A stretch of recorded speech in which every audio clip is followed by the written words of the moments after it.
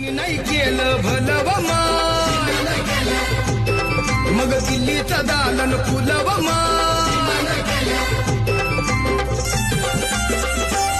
एका वकिलाच्या लेखणीनं, त्याच्या कायद्याच्या आखणीनं, आमच्या हक्काचं, आमच्या हक्काचं, आमच्या हक्काचं लेखन व माय.